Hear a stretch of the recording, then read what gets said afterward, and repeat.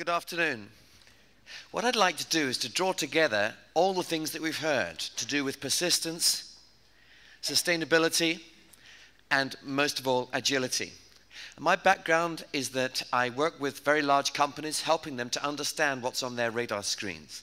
And what I want to do today is to help us take off the glasses we have for our own business and to put on the glasses of our customers, of our competitors, of people in other countries, to help us seize a tremendous business opportunity.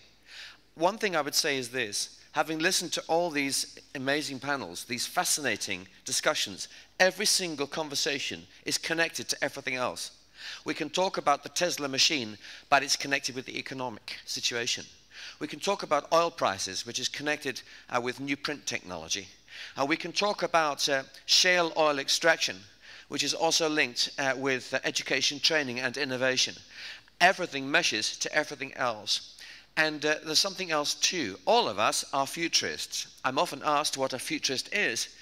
Actually, it's simply someone who, like you, is thinking about tomorrow. I suggest to you that those of us who picked up today's papers were not interested really in what happened yesterday, because yesterday is history. We were reading today's headlines to try and predict what tomorrow's headlines will be, correct? All of us who are leaders have to have a vision. All our leadership comes from vision. Your vision is a vision of a better future. Our job as leaders is to create the future, not prepare for it. Yes, of course, we prepare for trends, but being a futurist goes beyond that. It says, here we are in Tallinn, in Estonia, today. What can we do to shape our future, to change tomorrow? And we're going to look at key areas where we can transform our future. We've been looking at how we manage risk. We had a lot of discussion about economic risk. I want to come back to that in a moment. We've been talking about how to seize the opportunities. But when we bring all of these things together, one thing is obvious. Stuff happens. Events change. Yes, we prepare, but there's a lot of uncertainty. And that is why we need a different style of leadership in the future. We heard about Moore's Law, this massive acceleration of change. Tomorrow's leadership style cannot be the same as yesterday.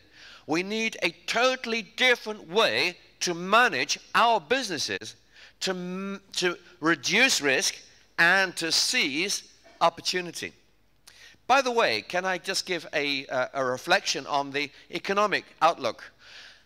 We can debate about the future of Greece, but I want to ask you a question as experts in the Estonian economy. I've been looking back since my last visits here.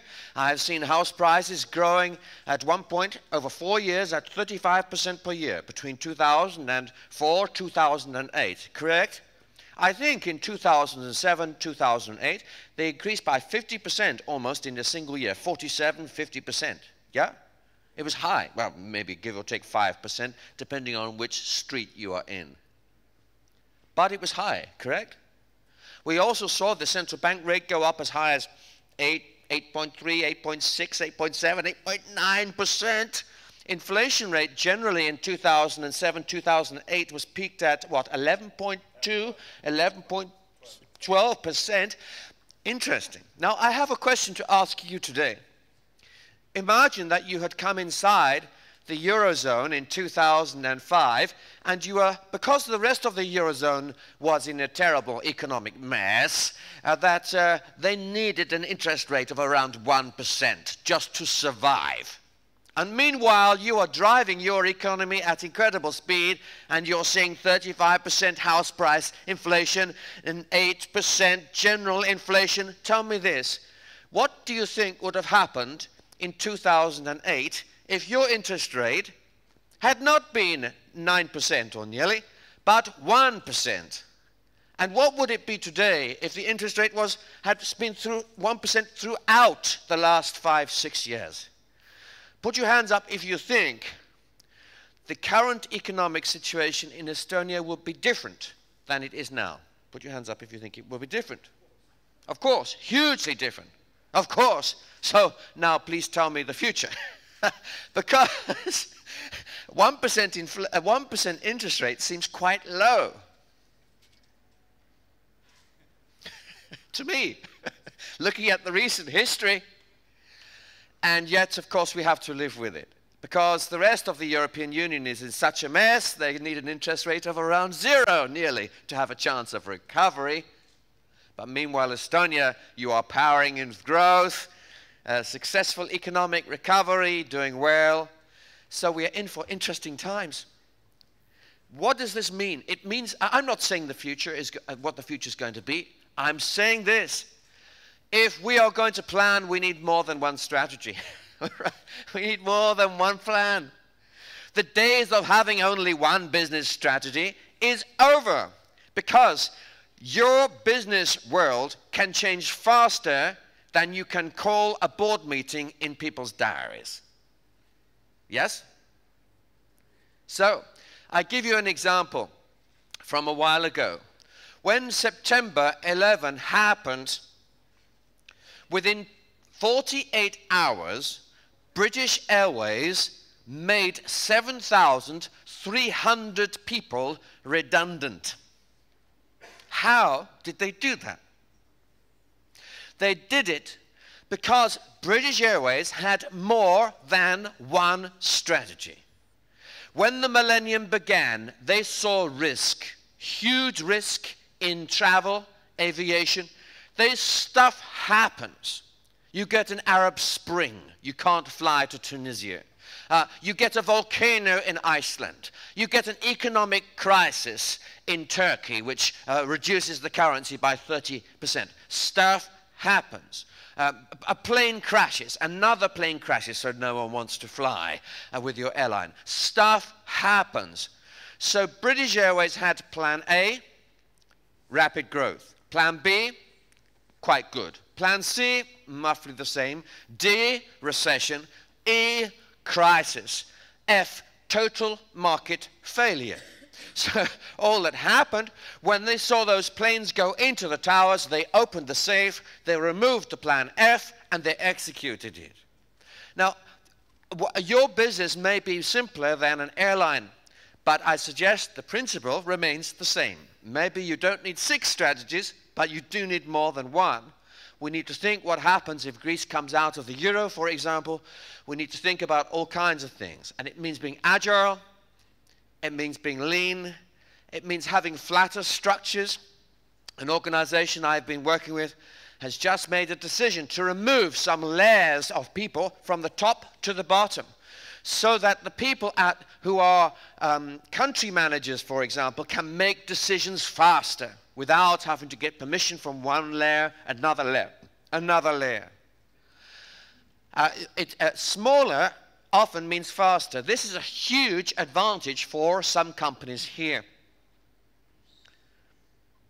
If you are a small energy company who is producing a very special technology for converting rubber tires from cars into gas.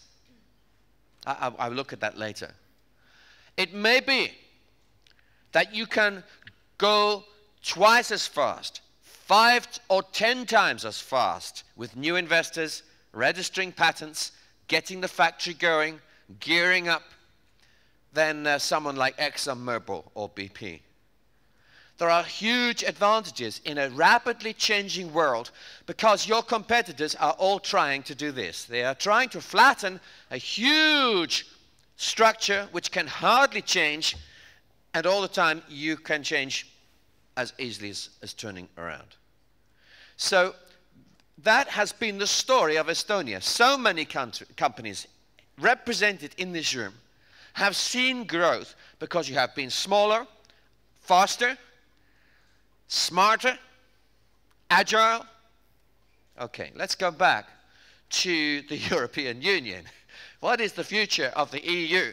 You know, we can debate economics. We could debate innovation. But I suggest to you that there's one single word which will tell us the future of Greece more than economics. It will tell you the future of biotech more than innovation. It will tell you the future of Russia more than politics. And what is that single word? I wonder what you think it is. This single word has driven almost all of human history and will drive almost all of our futures, more than anything else. But before I reveal what that word is, let's have a look at some technology. Technology is an area where Estonia has led the way. As soon as the Iron Curtain fell, you were one of the first there. With your internet banking, 70% of your banks had internet banking long before people in the UK. Stuff was happening very quickly. But here is an interesting development. We can now produce mobile communication devices, which are so small that we can put them inside your brain. We can grow your brain cells onto the surface of the chip. I'm a doctor. I'm a physician of medicine, okay? In my first training. So these things interest me. We can grow nerve cells onto the surface of the chip, and the nerve cells can communicate with the chip. Every time they grow onto the chip, they are listening for electrical signals. If they find another brain cell, they make a good connection. And if they find electrical signal from the chip, they say hello. They think it's another brain cell. Now, we have been doing this in mice and rats. So we are able to put a chip inside one animal and in another animal. And these two animals can send a thought to each other. The animal says, I am thirsty. Give me a drink. The other animal presses a lever in the laboratory and he gets some water. He then says thank you by thinking, and he then gets some food. These communications are happening. Now, I have a question to ask you. Put your hands up if you would like to have a digitally enhanced brain, a digital brain, a bio-digital device in your head. Put your hands up if you would like a chip inside your body to enhance your brain. Put your hands up. Let me have a look. I'm counting. 1, 2, 3, 4. Any more? Okay. 5. No, he's just put his hand down. Okay, 5. Now, put your hands up if you are sure you do not want a chip inside your head. Put your hands up now. Okay, 1, 2. You can see something. You see, you might think the future is about emotion, is about technology. It's about Moore's law, everything going faster. The more we can do, the more we will do. But you have shown me something else. You have shown me the future is not about mobile technology. It's not about new smartphones. The future is not about new techno innovation. The future is about emotion. It's about the reactions to emotion. That is what Nokia is trying to find out. Yeah? That's Nokia's challenge. Nokia has fantastic technology, but it's not connecting with emotion at the moment like they wish. We know this because of the public statements they are making. That has been Apple's genius. It has been the connection with passion. And I suggest to you that human history has been driven by this force. The First World War was created as an emotional reaction to a single bullet which killed one person in Sarajevo and led to the biggest conflict our world has ever known, and that in turn led to a second conflict which devastated this entire region. Emotion. So, Greece. Will Greece stay inside the euro or not? Economic forces or emotional forces? What do you think? Will the French people respect the need to limit cost of government, or will they riot in the streets? Emotion, I suggest. Will Greece allow their economy to be ruled by Germany? Emotion, I suggest. So if we wish to understand our markets, our competitors, and our future. We need to be thinking about the kind of emotional atmosphere we will be in so that we can sell into it. This is really important. We'll come back to it. Okay, so the future is about emotion. And how does that play? Let's have a look at the emotions of our customers just for a moment. Because we can get so blind. We wear our own glasses, the glasses of shareholder value, return on equity, and bottom line profit. By the way, motivation of teams is important. I have never yet met anybody who gets out of bed in the morning and says, "Oh, thank God I'm alive today. Let's go and make more Excel spreadsheet numbers, a bottom line profit, and return on equity." Have you? I see people who get out of bed to achieve, to do something amazing, to make a difference. I see some people who like to make money, but I see very few people who are motivated simply by making numbers on a sheet of paper. You try it in your business. I've been trying to make a book about such people. I had 2 volunteers. They were going to be case studies. You know, I needed just 10 names who get out of bed in the morning to make shareholder value. The reason why this is such a problem for me is that I teach at 6 different business schools around the world about how to make shareholder value and bottom line profit. And I can't find anybody who cares at all about it. You might think they do. You might think your chairman cares about it, but actually, you know what? What happens to a publicly listed company if the chairman does not make his numbers for 3 quarters? So we see that there are other things that motivate us. So let's have a look at what motivates our customers, because if we can understand what motivates our customers, we may even find what motivates our teams at the same time. Firstly, passions change. So for example, corporations are being required to be more socially responsible as a result of the subprime crisis. At every level. It affects question marks about operating practices.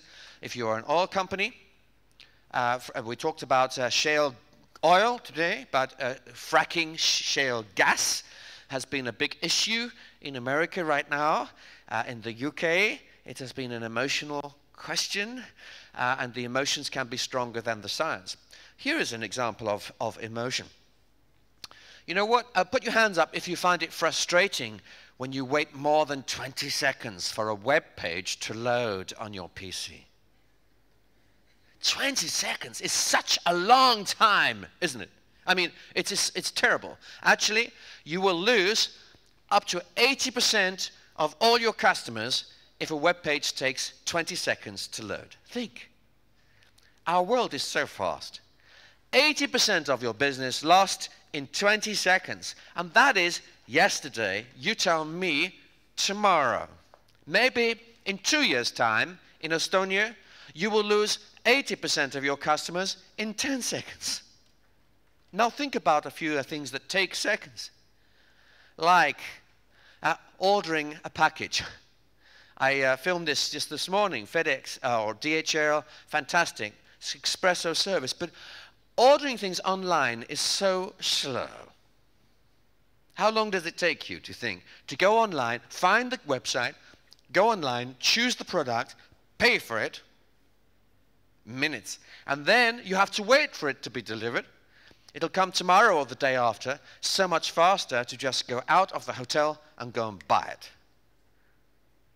Now, of course, online sales of all kinds of products is growing fast. I'm just saying, think 20 seconds is enough to lose 80% of your business in a web page. People are becoming very impatient. If you can find ways to save time in your business, then you will grow. You will find all kinds of things that you can do. Here's another question. Put your hands up if you find it really annoying when you've been sent a bill by your gas company, which is incorrect, your water company. They've charged you 4 times, 500 euros. And you'll get through to them on the phone. Press 1 for accounts. Press 3 for customer service. Press 4 and put your hands up if you really hate this. Put up your hands. Okay. Put up your hands if you think that these systems are morally wrong and the people who install them should be put in prison in Estonia. Okay. Right?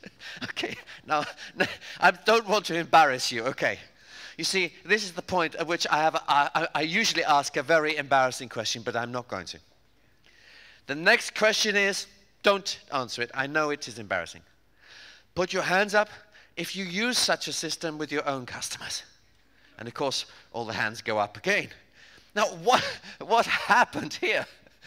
The answer is that we have one pair of glasses for us and another pair of glasses for the bottom line return on shareholder value and the Excel spreadsheet numbers. But when we understand how angry it makes us to be treated in this way, it helps us to understand more the passions our customers have to have their life saved. What is the customer angry about? They're angry because it is wasting 7.5 seconds of their time to press the button. But of course, we know 20 seconds is enough to lose 80% of the business. So 7 seconds is a big cost to them.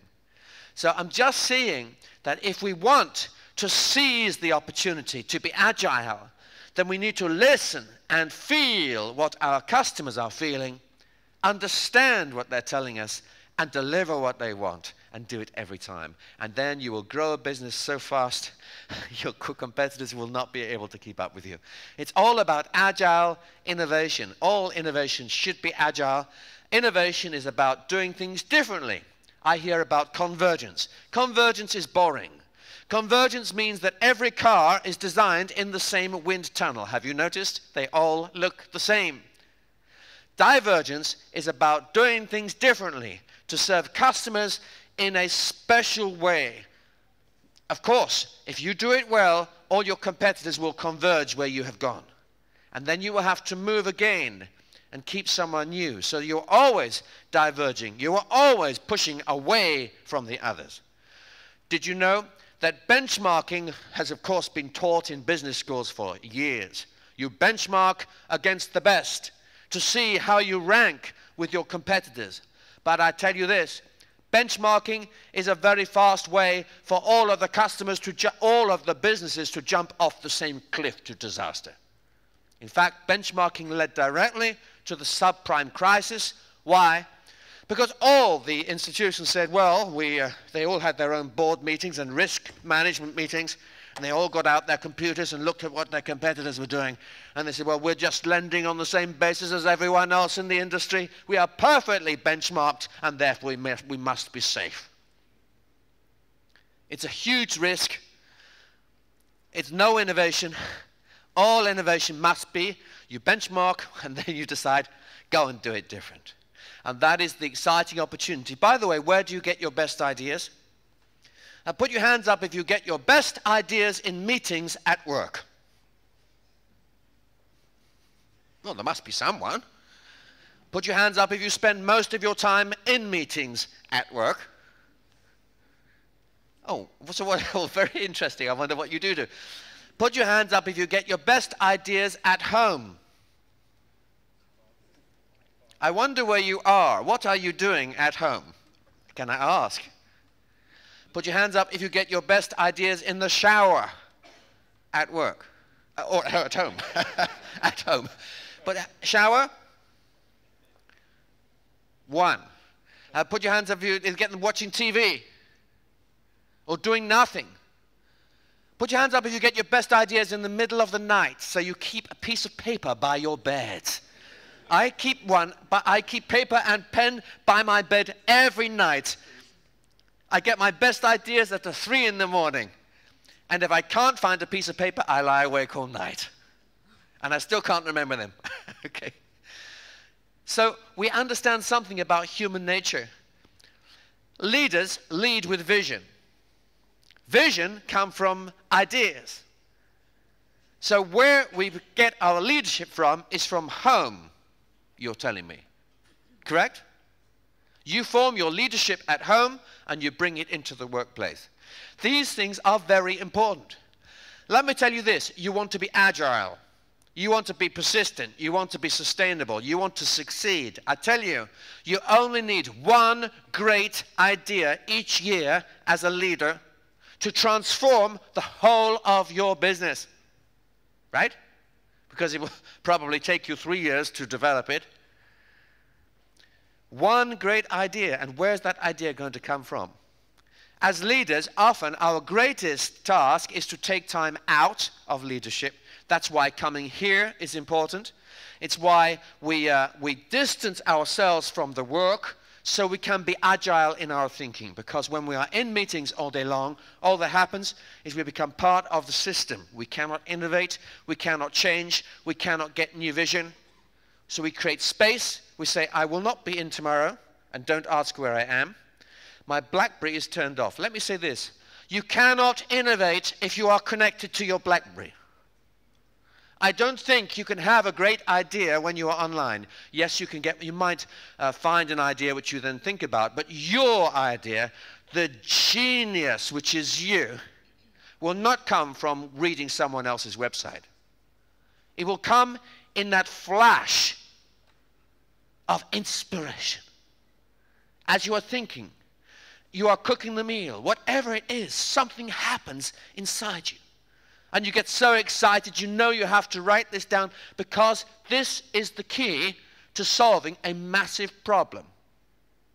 So we need to take time to think.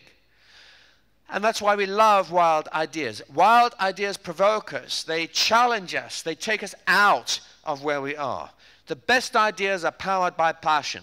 If you want to innovate, focus on the need, focus on the challenge, the problem, the customer, and you will find motivation. If you only focus on cutting costs, you will rarely find innovation. I find very few people who love to cut costs. I find lots of people who love to make things better. Of course, we have to cut costs, but cutting costs can be a bit depressing. You can have all kinds of innovative ideas about cutting costs. Some may succeed and others may not. But actually, it's about something else. It's about discovering a fresh way of thinking about an idea. Let me give you an example of being agile. Imagine that we have a drug company that makes a medicine, and this medicine is sold in a bottle. Here, this medicine saves the lives of people who are over the age of 75. Okay? No, you're not you. I want you to imagine the story that we are all working for a pharmaceutical company and we have a crisis. I have brought you here today and this is the reason. I said, I'm going to tell you a secret. Last week, a child died. The child was 3.5 years old, and the child managed to get the top off the bottle and drank it. And because it tasted so nice, the child drank all of it, and the child was discovered dead. I'll tell you another secret. The media don't know. We have had 8 children, 8, in the last year. They were killed by our bottles. Now I tell you another secret. Unfortunately, last week, we had an 83-year-old woman who was discovered dead, holding a bottle of medicine, and she could not open it. Because we have locked the top so that children can't get inside. I'll tell you another secret. We have had 15 cases of people over the age of 80 dead, holding their bottles they could not open. And we have 10 children who have died because the bottles were too easy to open. Please, can we sort this problem out? I'll ask you a question. Do you think we need a change management program? No. Do we need a set of consultants to help us with innovation processes and agile leadership? No. I'll tell you this, if you were the members of this company, I know that you would be passionate to sort this out, wouldn't you? Yes? Isn't that true? You would. And if I said, we are the smartest team we can find, and we're going to stay in this hotel for 3 days, or 4 days, or 5 days, or 8 days, until we have solved it, I know that we would. So innovation comes from passion. It comes from purpose. It comes from understanding there's something really important to do here. something that's really annoying people, that makes their lives more difficult. There is a problem to solve. Innovation comes when we understand that it's urgent. It really matters. And then all kinds of incredible things can happen. And you know, an amazing thing. Once you have had an idea, you can never unthink it again. You're changed. So, agility. What about persistence? We've heard examples of persistence today, particularly in the space arena, which was fascinating. I'll tell you this. Despite the uncertainty, many trends do not change. That's the good news. The good news is you can find trends and build your business and be certain those trends will continue. I will give you two big examples. The first is people, the second is technology. And so you can focus your key strengths on the one hand, which probably not going to change in a week, and you can place them on top of a key opportunity which will be there for a long time. So let's look at people for a start. Demographics tells us everything we need to know about the future of any country. 1 billion children are alive today. All of them will be adults soon. This has never happened before. It will never happen again. 300 million adults will move into cities from countryside in China in the next 10 years. It's a biological fact. You know, the pensions crisis is nothing new. The pensions crisis in my country is caused by factors which were there for 30 years. It is because we stopped having babies a long time ago. Let me show you what I mean. In Europe, in Germany, you need 4 couples to produce a single great-grandchild. It's the same in Russia. I suspect in some parts of Estonia too. It's what happens if you have only 1 or 1.4 children per couple. The population dies. You see, you either have to make babies or you have to get them from somewhere else. It's a biological fact. Actually, if you know how many people there are in the population in each age group, it tells you your market. That's why Turkey is such an interesting place. Turkey has only 70 or 80 million people, but 18 million of them are children. Incredible. They have more children than many European countries put together. Turkey is a tremendous opportunity for the European Union in terms of labor, but also a great threat. Culturally, remember, the future is not about science, it's about emotion. So how does the European Union feel about an Islamic country providing most of its young workers? These are big issues. Culture really matters. And what about Estonia? What about the streets of Thailand? How do we understand demographics here? Well, let me give you some examples of where it matters. I advise a company called Saga in the UK, and Saga provides services for people over 50. They see a huge growth market. So they have moved into care for people who are wanting to live at home.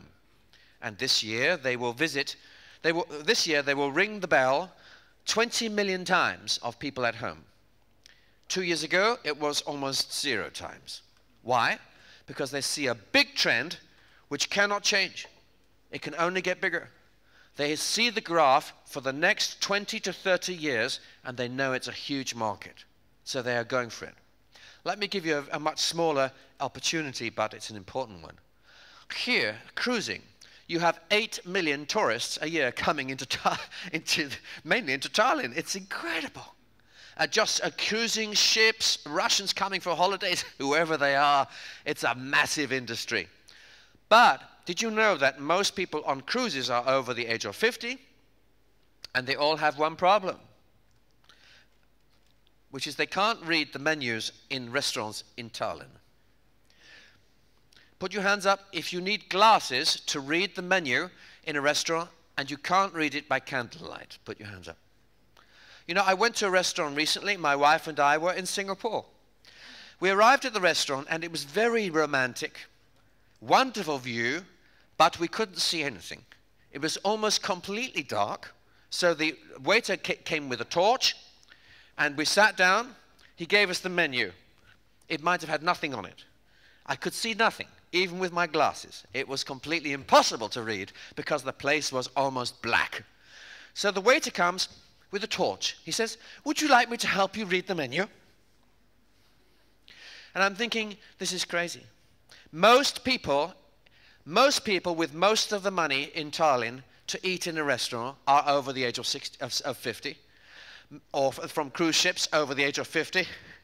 They all need glasses to read, and they all need nice big text on the menu. The menu is the main marketing message of the restaurant, but it cannot be read by the key market. How crazy is that? What do you do if you're a restaurant owner? You print the menu big. It's a tiny thing, but it shows us how we are blind often to the very people that we're wishing to reach, and we can do very small things using our green printing technology that we heard about, and we can make a very big difference. Now, persisting with technology, this is the other big one, which the previous video was talking about. Technology, it's here. It's not going to go away. And this is a fantastic success story. These 3 companies are just 3 I pulled out, who have set up an office in Silicon Valley, and they're doing very well. I could have picked out hundreds of these companies. I'm sorry if your company is not listed and you wish it was there. This is a fantastic success story. You're good at it. You have the innovation, you have the digital capability, you have vast networks, you are close to countries like Finland, which have transformed our world's communication systems. You are on the edge of a fantastic opportunity. And of course, you know how these things are being welded together so that what is the retail shopping experience becomes a virtual shopping experience, becomes an online delivery experience. This is the wall of the metro in Japan, and the person is just walking along the retail outlet and just ordering whichever food he wants by just flashing his phone at the wall. You know these things. Every one of these things is an opportunity. We heard about PayPal just now. Look at the growth of PayPal. From 2008, nothing, to 2011. It was 50 million here, 4.5 billion there. Where would you think it will be in 10 years' time? Mobile payments is absolutely huge. Look at Kenya. Very poor Kenyans are using their phones to move money around. 15 million people moved $9 billion last year, even though most of them had an income of less than $10 a month. This is a revolution. It's massive.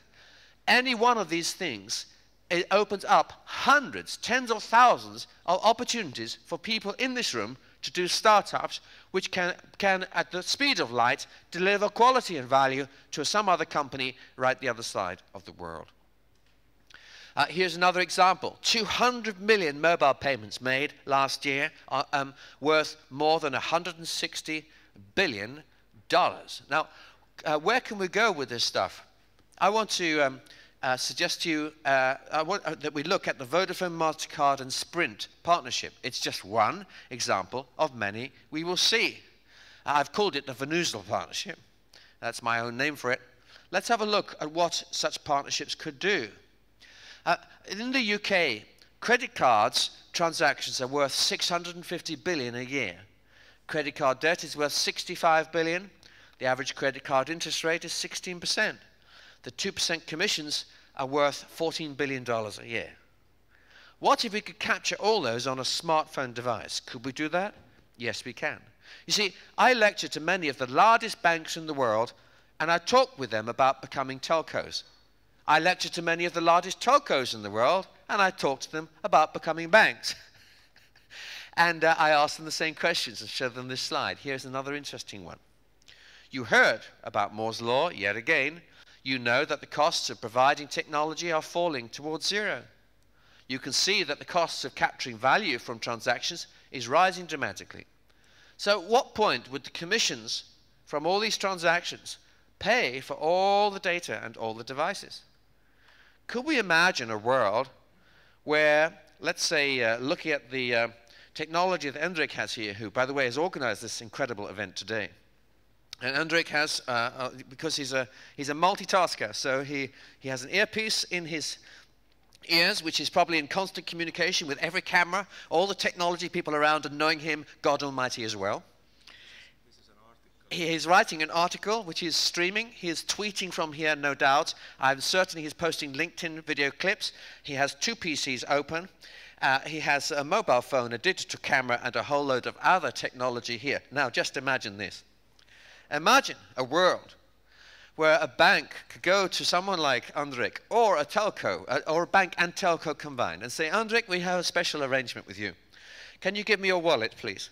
Andrik didn't know I was going to ask you to do this. Don't worry, don't do it. I can see you're sitting on too much technology. Okay, so Andrik gives me his wallet, and I say, Andrik, if you are willing to keep just one card only for emergencies, and to throw the rest away, I will do a special arrangement with you. I will replace the technologies which you own, all of them, every 12 months for free. I will give you unlimited mobile bandwidth for free. I will give you a second set of everything for your partner at home or your children for free. I will give you access to all the best movies that Hollywood can make, which you can watch on any device, wireless or broadband at home, for free.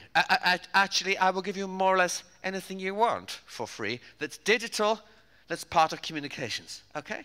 And Andrik says, yes, but what's the cost, the catch?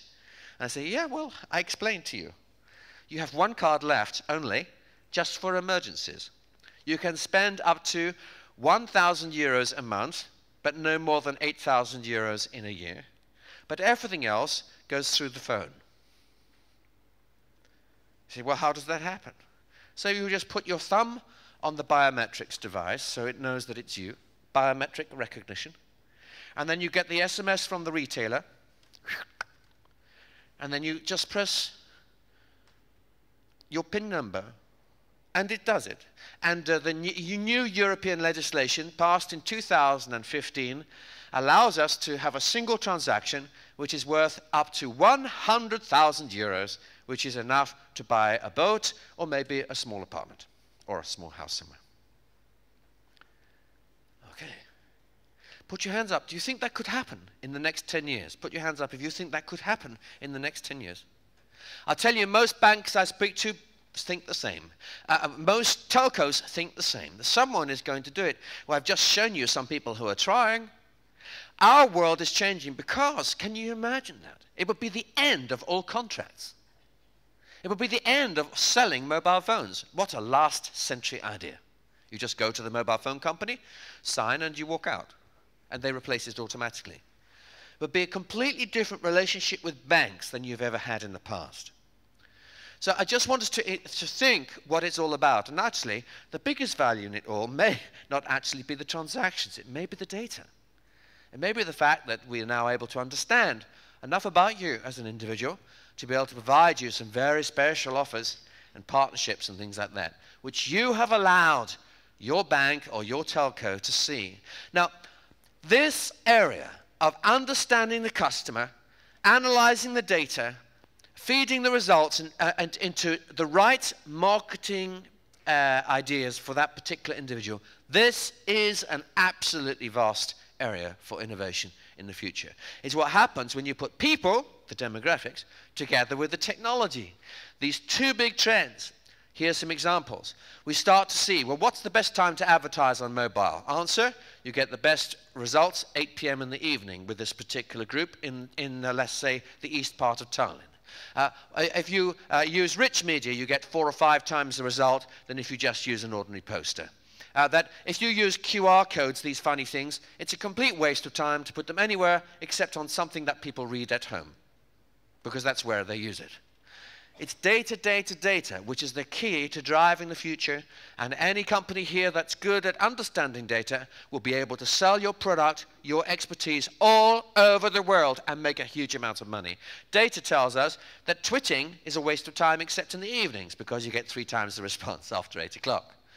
The data tells us actually that Google has a problem. Google search is in big trouble, or has been. Why is that? You see, there were too many people, human beings in India and China, that were looking to manipulate the search engines. They were creating sites which are worth nothing and flooding out the results on Google with rubbish. And so Google and Yahoo and Bing and all the search engines had to find a way to hit back using data, but a different kind of data. It had to be people data, combining people and technology. And how did they do that? They said, well, actually, why don't we take Facebook? Facebook has 1 trillion page views a month. They are real people. They have interests, passions, and we can use their activity to vote on web pages. And they can help us to understand what is actually valuable and what is not. And if we understand who your friends are on Facebook, I can even customize your search results to make sure they're the right ones for you. So we saw the start of social search. And social search is the reason why Google created Google+. This is a huge trend. It will be impossible to manipulate search engine marketing in future without understanding how social search works. It means getting inside communities, because communities are tired of marketing hype and they want the truth. And Google has driven a search for truth. It's the end of marketing, my friends. Let me show you what I mean. You see, it's all about trust. For most companies, trust is the only thing you actually sell. For an airline, can you imagine an airline that no one trusted to fly? They have nothing left, right? Can you imagine a theater company that always puts on bad plays? Can you imagine a food company that poisons children? No. Can you imagine a bank that actually closes tomorrow and takes everyone's money? Or people fear that it might? No, trust is everything. Trust is absolutely the #1 thing. And trust must be based not on the marketing budget, but on the reality of customers. Here's an example. I don't know how many of you have been on TripAdvisor. Has anybody seen the TripAdvisor site? Imagine you're staying in London and your PA has booked you into a hotel, and you put the name of the hotel into Google to find the directions, and you see this come up. This one here is the first on the search engine. The second listing is this one, and on the right-hand side is the advertisement. It's the official website. The first listing is most beautiful hotel in the world. The second is terrible, noisy rats. I nearly died. There are insects in the kitchen, and I would never want to go again. Now, which one are you going to go for first? You can press on the first one about the nice hotel, the second one about the rats, or you can go straight for the marketing department's official website. Put your hands up if you go first for the wonderful story. 1, 2, 3, 4, 5. Put your hands up if you go first for the story about the rats, because it worries you. Put your hands up. 1, 2, 3, 4, 5, 6, 7, 8, 9, 10, 11, 12. Put your hands up first if you go for the official site, because you know that all of those are rubbish. 1, 2, 3, 4, 5. Now, I tell you, you're not typical. Most people, about 90% of every audience in every country goes first for, what do you think? The rats. Correct. Why? Because the future is about emotion. They know that it's probably a story written by the competitor, but never mind, they still go there. And so we begin to understand that traditional marketing has a problem. Actually, if this is the hotel, if they spend £100 million a year advertising the website, all that happens, people type in the chain, they get to Google, and they see the story about rats. Yeah? So actually it means that they have to be very, very careful about how their community, online community, is seeing them. And it's a good news story, because the smallest chain is as good as the largest chain. You could be the single hotel in Tallinn, and if you're getting good ratings from your customers, you will shine like a star above the biggest chains in the whole world who are also in Tallinn. So open innovation is about this. Again, it's about using the strength of the community. I've been solving problems using open innovation. I tweet to 42,000 people at a time who follow me. I had a complicated issue with my Mac the other day. I couldn't solve it. I put a question out. Within 5 or 6 seconds, I had the answer from 5 or 6 people around the world. Open sourcing crowdsourcing is a really smart way to innovate. People like Hewlett-Packard, GlaxoSmithKline, Novartis, and others are using this technology. Okay, I'll just go very quickly through some digital technology, then I'm going to finish with some remarks on sustainability. 70% of all bandwidth in the UK is now video. 40% of it is now YouTube. YouTube and other video streaming sites are dominating the web.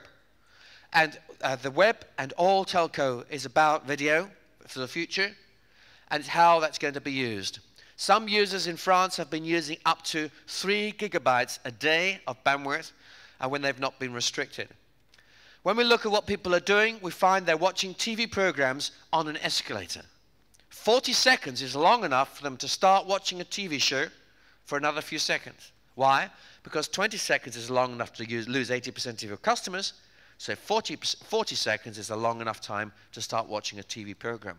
People are multitasking. Here is a typical individual who has more technology even than Andrik. And he's not here, so where is he? He's probably in the toilet. And which technology has he taken with him? His mobile phone, his BlackBerry. And what's he doing in there? His emails, yes, correct. So if we're going to market to people, it's the end of marketing. Forget traditional marketing campaigns. We need to be thinking emotion. Where is the customer at the moment when we're touching them? What are they doing? Who is with them? What else are they with? In what mood are they? And how can we help them best? See, I'm not just interested in Google Maps. I'm interested in where my customer is on that, and I'm interested in what else they're near. Who else is with? The technology that's nearby. I'm interested in radio frequency identification devices. 10 trillion little grains of sand attached to devices, which mean that you can get in a taxi, and the taxi can see that I'm wearing glasses. The taxi can see that these are designer glasses. They are bifocals, which means that I have trouble reading, which means I'm over the age of 50. They can see it's a brand name, which is a nice one. So they can see that I'm a high-value person, male, over the age of 50, who has problems reading. The next thing that happens is the ad comes up offering laser correction surgery, so I don't need glasses anymore. Can we do that? Yes, we can. I'm telling you history. You tell me tomorrow. I tell you this, most marketing departments are living in the 1970s compared to where the customers are moving. We need to be much more sophisticated in how we are thinking. I don't like the word marketing or selling. I much prefer informing, revealing, touching, communicating, coming alongside. Instead of marketing at someone and shouting at them, do you know the only way people can get you to watch the TV ads is by turning up the volume? This is shouting at us. But instead of that, marketing for tomorrow is different. It sits next to the client instead of hitting them. It's looking over their shoulder from behind and saying, I see what you're doing. Have you thought about this? It could help you to do it better. And that is the genius of some of the latest search engine algorithms. Here is another example of it. Here is a soft drink manufacturer, and actually Coke is doing this. Coke has put an app which allows you to customize your drinks. As you walk towards the Coke machine, it sees you coming, and it knows the kind of drink that you prefer, and you are allowed to create a unique taste.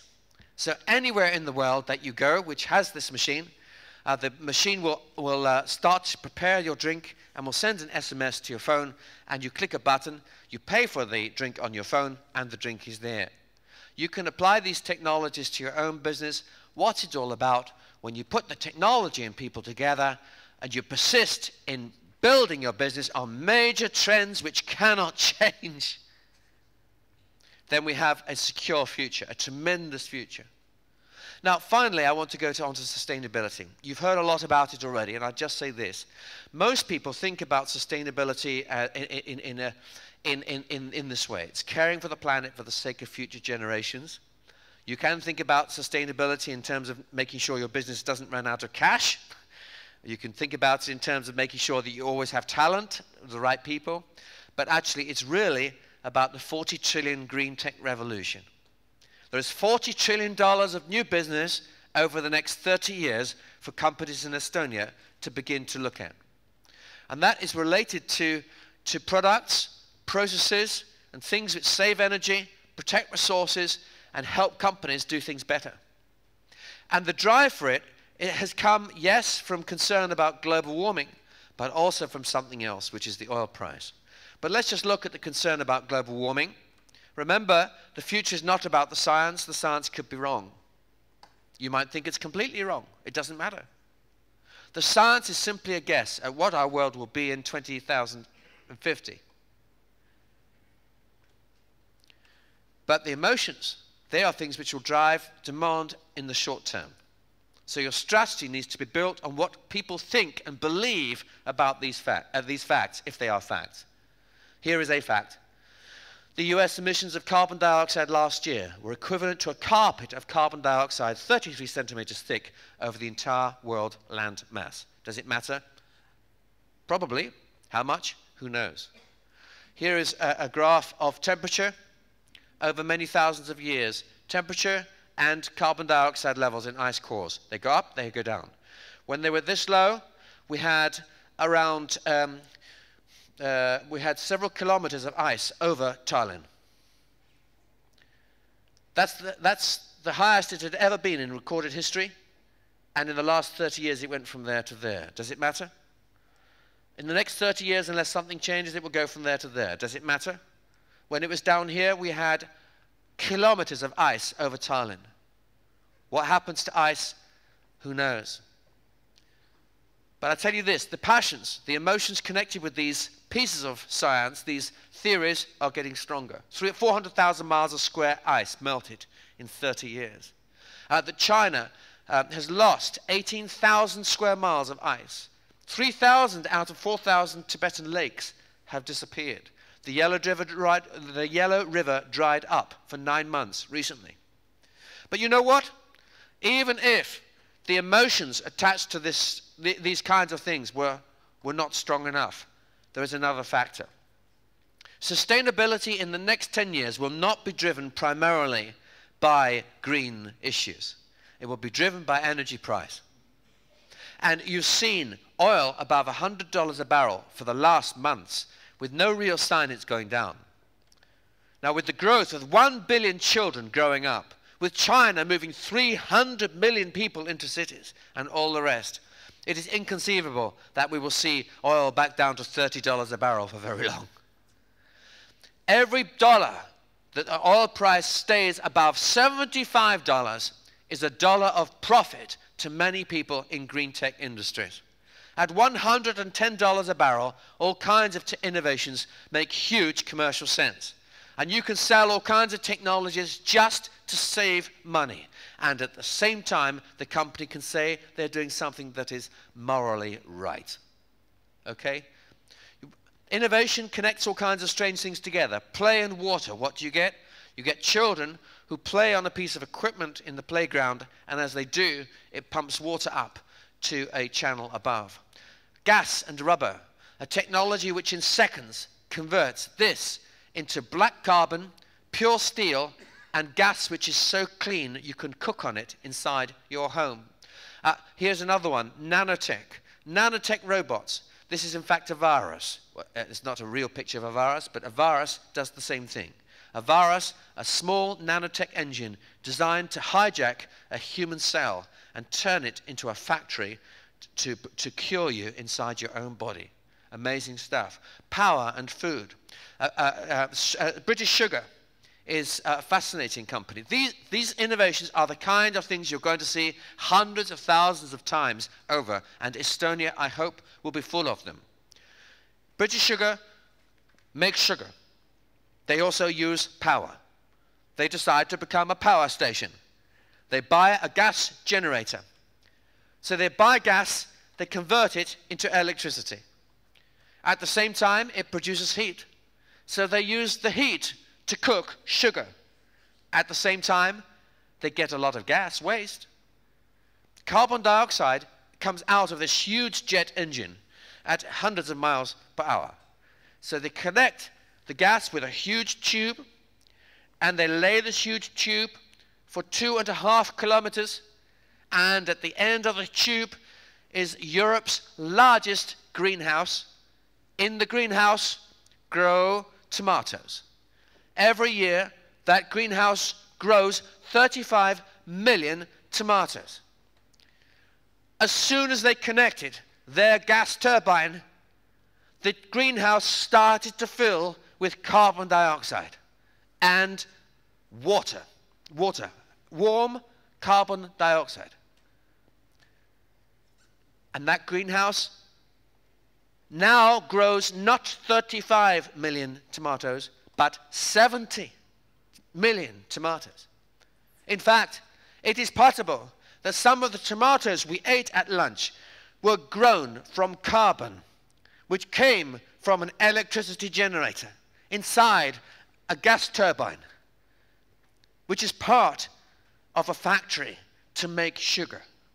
These are the kinds of innovations we are seeing all over, and I think they're very exciting. It saves money, saves power, it reduces carbon use, it feeds the world, it preserves water, it improves the corporate image, it attracts people to work for them, it makes people want to buy their sugar, it makes the shareholders very proud. This is good stuff. We have the technology now to move power from a desert to a city 10,000 kilometers away, using Siemens technology to transmit over very long distances using direct current. So that means we can power Tallinn from the Sahara Desert. Isn't that amazing? I'm telling you history, you tell me the future. Recycling is a massive opportunity in this region. We are moving waste from one country to another. You could be recycling Poland's waste or Russia's waste. I'm talking about highly complex recycling of precious metals and other things. Recycling uses 70% less energy, 40% less water, 85% less air pollution, 75% less water pollution. Here's another example. Most green technologies pay back quickly. Now, I was at speaking at the European Wind Energy Association conference just 2 weeks ago. There were 10,000 wind turbine specialists there, okay? Wind used to need a massive government subsidy, but they are getting closer to a point of pure profit. Why? Because oil prices are rising, and the cost of the technology is falling. A few days later, I went to a place where solar cell experts were present, and I was speaking at their conference. And this is even more shocking. The latest solar cell panels from China are so cheap that even without a single euro of subsidy, they are starting to pay back, they think, over 15 or 16 years. Isn't that amazing? And we're just in the first hour of the first day. I tell you, if that's so now, in 5 or 10 years' time, if oil prices continue to stay high, then we will find a situation where it would be crazy. You will see every building with solar cells on because it will save money. Costs nothing. Here's an example of a 4-year payback. Street lamps. Street lamps in Estonia are taking 5% of all of your energy at the moment. If you change them, it reduces to 3% or even 2%. And even more, it costs nothing to do it. Companies are going along and they're saying, I'll tell you what, we've done a survey on your village. We know that if you sign this piece of paper, we will come in, do the engineering. We will buy all the equipment. We will install all the street lamps and all the controls you need. There is no cost to you. And you say, what? You say, Eugen, give me a copy of your electricity bill for the last year or 18 months. And you say, well, it's 1 million euros a year. Say, okay, You pay us 1 million euros a year for 4 years, and we'll pay your electricity bill. We will save so much money that we make a profit, and after the 4th year, you have all the savings yourself. I've seen companies do that for air conditioning systems in hotels that are older than this. They come in and they say, just let me look at your systems. I say, why? Because I will change them for free. I say, what? Just show me your gas, fuel, electricity bills for the last 4 years. I guarantee you will not pay any more than that unless the energy price changes. We will fix them at that. We will come in, consult, change your entire air conditioning and heating systems, and we will pay your fuel bills for the following 4 years at the same rate that you pay us, except we make a big profit. It pays us all our costs. After that, it's yours for free for the following 15 years. Who wouldn't do it? You say, well, why aren't these things happening all over Estonia? I don't know why.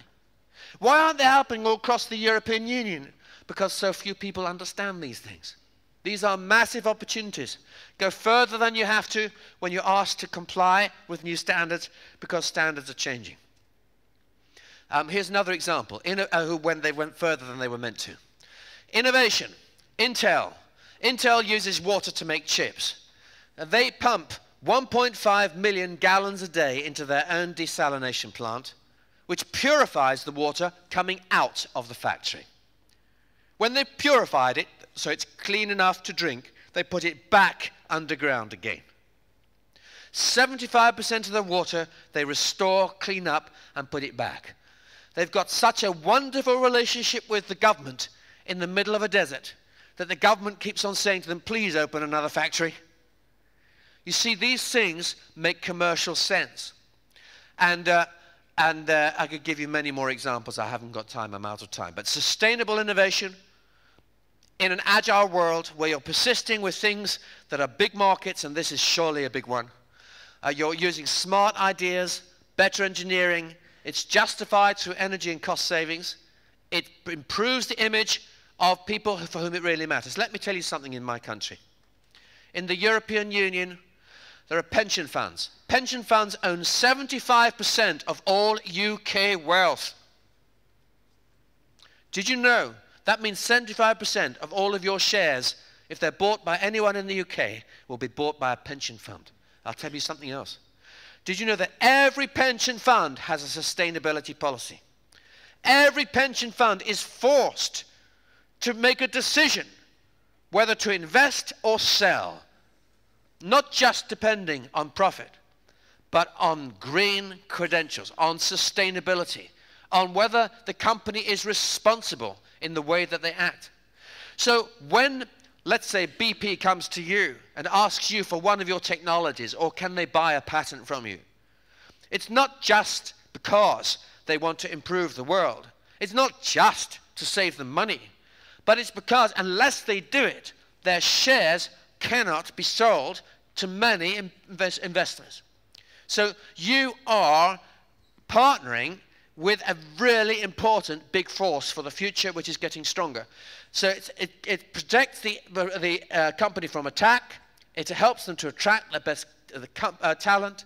It allows them to get those government permissions. It helps their own businesses, clients, to meet their own sustainability targets. It gives people a sense of achievement, and it helps solve some of the greatest problems. So, in closing, we've been hearing today about being agile, about being lean and fit and changing fast. And we've been offered all kinds of practical stories and suggestions about ways to do it. We've been hearing at the same time, don't jump from one thing to another. Be agile, yes, but also be confident in what your strengths are. Persist in the great vision. Keep going with the big idea. Focus on the customer group that you know is big and going to stay strong for you. So we persist, and with a clear focus, and then finally, we also look to be sustainable, taking the opportunities of the biggest new market this world has seen in the last 30 to 40 years. And as we do those things, I believe that Estonia will have and continue to have a vibrant economy and a tremendous future. And I wish you every success. Thank you very much.